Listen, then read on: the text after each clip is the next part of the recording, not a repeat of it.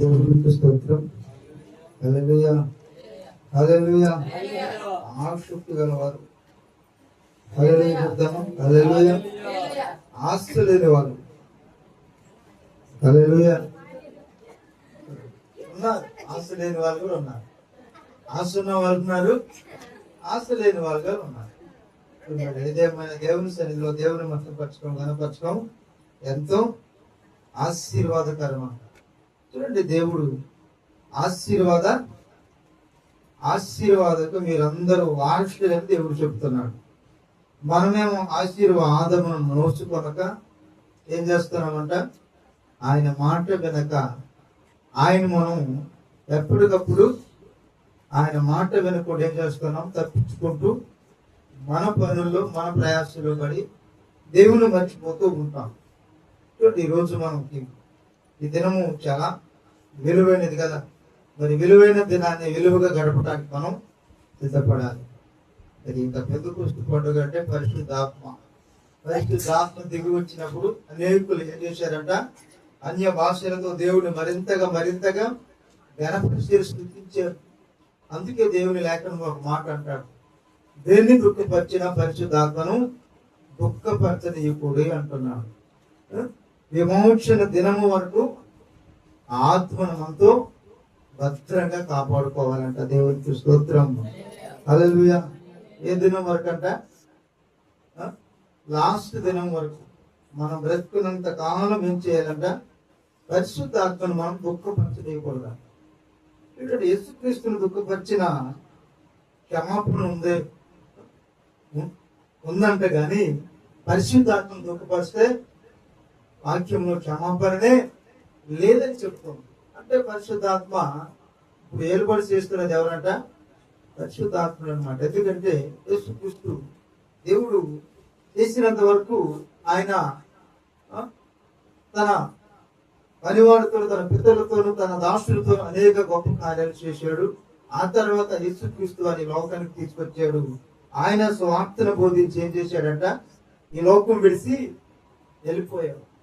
వెళ్తూ ఒక మాట అన్నాడు, నా ఆత్మను మీ మధ్యలో ఉంచి వెళుతున్నాను. దాన్ని మీరేం చేయాలి? దాన్ని ఏం చేయాలంట? పొందుకోవాలి. దేవునికి స్తోత్రం. ఆత్మను పొందుకోవడమే మనం చేస్తున్న ప్రయాసం. ఆత్మ ఏం చేద్దంట? ఆత్మ అంట యేసుక్రీస్తుని లేపిందంట. దేవునికి స్తోత్రం. హల్లెలూయా. ఎవరు లేపిందంట? పరిశుద్ధ ఆత్మ. అంటే ఎవరు అనుకున్నారు? చాలా మంది అంటారు పరిశుద్ధాత్మ అంటే యేసుక్రీస్తులో నుండి వచ్చిందని అంటారు. లేదండి, పరిశుద్ధాత్మ తండ్రి అయిన దేవుడు పంపాడు. పంపకుండా యేసుక్రీస్తు ఎలా లేపింది? లేపుద్దా?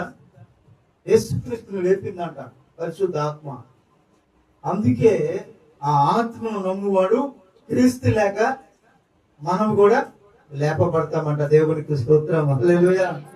ఎవరైతే ఆత్మను నమ్ముతాడు, ఆత్మను నమ్ముతారు, ఆత్మ మీద ఆధారపడతారు, ఆత్మ మీద ఖచ్చితంగా విశ్వాసం ఉంచుతారు, వారు మాత్రమే లేపబడతారంట సజీవులుగా. యేసు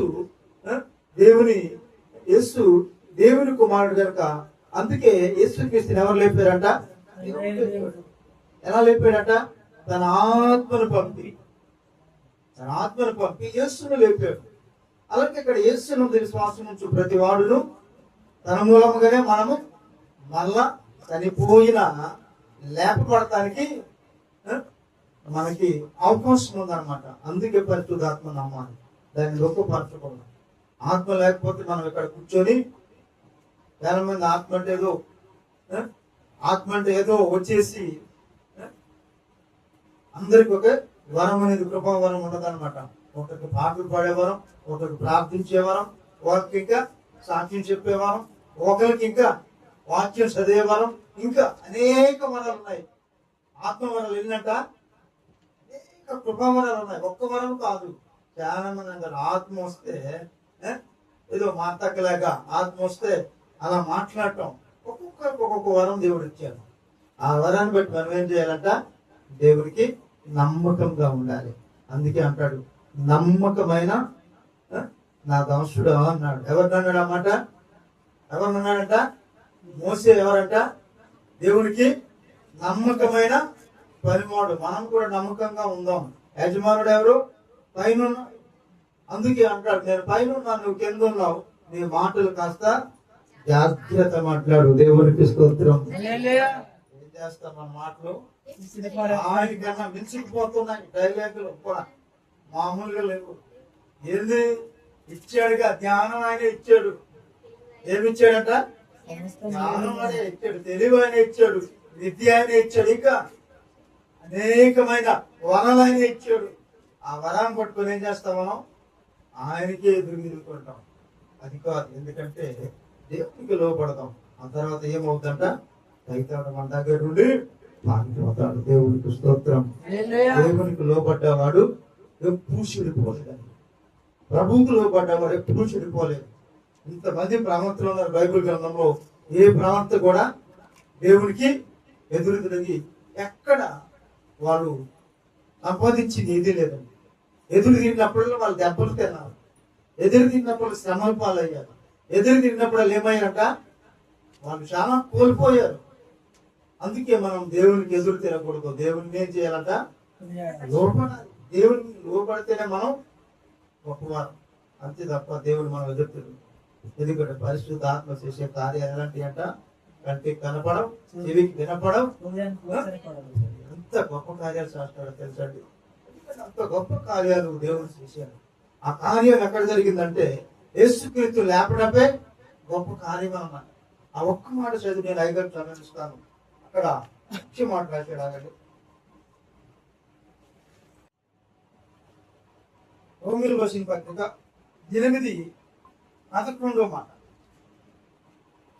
మృతుల్లో నుండి యేసును లేపు వాని ఆత్మ మీలో నివసించిన ఎడల మృతులలో నుండి క్రీస్తు యేసును లేపిన వాడు చావునకు లోనైన మీ శరీరమును కూడా మీలో నివసించుచున్న తన ఆత్మ ద్వారా జీవింపజేయును. అది దేవునికి స్తోత్రం. హల్లెలూయా.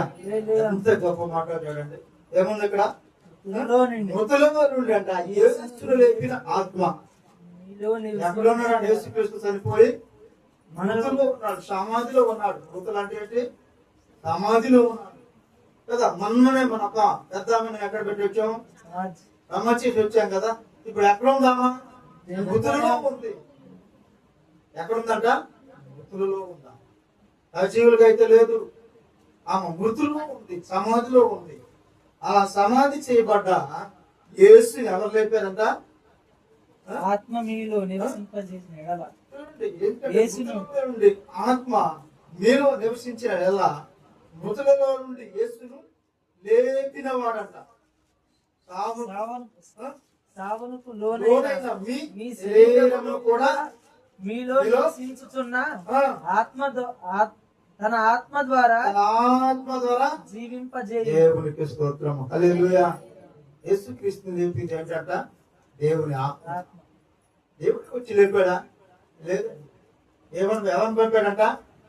ఆత్మను పంపాడు. చాలా కార్యాలు దేవుని ఆత్మ ద్వారా జరిగినాయి. ప్రవక్తలకి అంటే మనకి అంటే చాలా చాలా గొప్ప కార్యాలు జరుగుతున్నాయంటే ఎవరి వల్ల జరిగినాయి అంట? దేవుని ఆత్మ. ఆత్మ లేకుండా ఏదీ లేదు. ఆత్మ చేసే కార్యాలు చాలా గొప్ప కార్యాలు. అందుకే మనము ఆత్మను నమ్మాలి. ఆత్మ ఉందని నమ్మాలి. ఆత్మ ద్వారా గొప్ప అద్భుతాలు జరుగుతాయి. ఇప్పుడు మనకు స్వస్థత జరిగింది. దేని వల్ల జరిగిందంట? ఆత్మ వల్లే. ఆత్మ ద్వారా గొప్ప స్వస్థత జరుగుతుంది. ఆయన ఆత్మ మన మీద తప్పితే చాలు, మన నీడ మీద పడితే చాలు, మనల్ని తాకితే చాలు, మన జీవితం అయిపోతారు. అందుకే ఆత్మకి ఏం చేయాలంట? లోబడాలి. లోబడితే ఏమవుతుందంట? గొప్ప కార్యాలు జరుగుతాయి. ఎందుకంటే లోబడే మనస్తత్వం మనకి ఉండాలి. దేవుని ఆత్మను మనం దుఃఖపరచకూడదంట.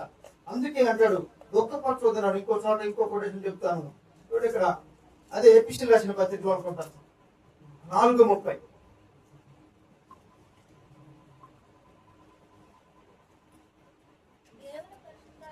దేవుని పరిశుద్ధాత్మను దుఃఖపరచకుడి. దేవునికి స్తోత్రం. హల్లెలూయా. ఎవరు పరిశుద్ధాత్మ అంటది? దేవుని పరిశుద్ధాత్మ. ఏమన్నా నేను ఆత్మ ఎక్కడి నుంచి వచ్చిందంట? ఇక్కడ ఏమన్నా ఉంది?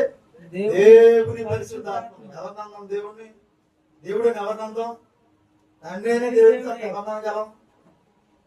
ఇక్కడ దేవుని పరిశుద్ధాత్మను దుఃఖపరచనీయకుడి విమోచన దిమ్మ వరకు ఆయన యందు మీరు ముద్రింపబడి ఉన్నామంటారు. అంటే ఏమై ఉన్నామంట? ఆయన ముద్ర వేసుకున్నాడు దేవుడు. మనకి ఏం చేశాడంట? బాప్తిసం ఇచ్చి పేరు పెట్టి నువ్వు పిలుచుకున్నాడు. అదే ముద్ర. ఎప్పుడైతే బాప్తిసం తీసుకుని పేరు పెట్టి నువ్వు పిలిపించబడతావో అప్పుడే తన జీవగ్రంథంలో ఏమయ్యావు? ముద్రించబడి ఉన్నావు. అందుకే తన పరిశుద్ధాత్మను దుఃఖపరచకూడదు. విమోచన దినం వరకు దాన్ని ఏం చేయాలంట? దాన్ని ఏం చేయాలి? మనలో దాన్ని మనం ముద్రించి ఉన్నాం కనుక దాన్ని మనం ఏం చేయాలంట? మనలో ముద్రపరచి ఉండాలి. దాన్ని అపవిత్రపరచకూడదు, దానికి ఎంచో పరచకూడదు, దానికి కోపం తెచ్చే అందులో మనం చేయకూడదు. చాలా మంది దేవుడికి కోపం వచ్చే కోపం చేస్తుంటారు, శ్రమల పాలు అయిపోతారు. దేవాలను రక్షించి అంతే ఒక అంటాడు, మీకు శ్రమ వచ్చినప్పుడు నేను నవ్వుతాను అన్నాడు. ఏమన్నాడు తెలుసా? మీకు శ్రమ వస్తే నేను నవ్వుతాను, మీరు ఏడుస్తుంటే నాకెంతో ఆనందం అన్నాడు. మీరు ఇటు వచ్చి నన్ను పలకరిస్తే నేను వెనక్కి తిరుగుతాను అన్నాడు ఒక చోట. రామతేలు అంటాడు ఆ మాట. అంటే దేవుడు కూడా మనలాంటి మనకైనా మనసు ఉంది, ఆయనకి మనసు ఉంది, ఆయనకి మనసు ఉంది, ఆయనకి ఆత్మ ఉంది. ఆయన కూడా మనలాంటి స్వభావం కాకపోయినా ఆయన కూడా మనల్ని తయారు చేసిన గొప్ప తండ్రి ఉన్నాడు కనుక మరి తండ్రి తన పిల్లల్ని గద్దించడా? గద్దించే మనం వినమా? వినకుండా ఏం చేస్తున్నాం? మనం ఆయనకి ఎదురు తిరిగే పనులు చేస్తూ దేవునికి దూరం అయిపోతాం. దేవునికి దూరమైన ప్రతిసారి మనం శోధనలో పడిపోతాం. దేవునికి దూరమైన ప్రతిసారి మనం లోకంలో పడిపోతాం. ఎందుకంటే దేవుడి తనకి ఎప్పుడైతే మనం దూరం ఉంటుంటామో అప్పుడే మనం లోకంతో స్నేహం చేసేవారు అంట. లోక స్నేహం దేవునికి వైరం అన్నాడు. దేవునికి స్తోత్రం.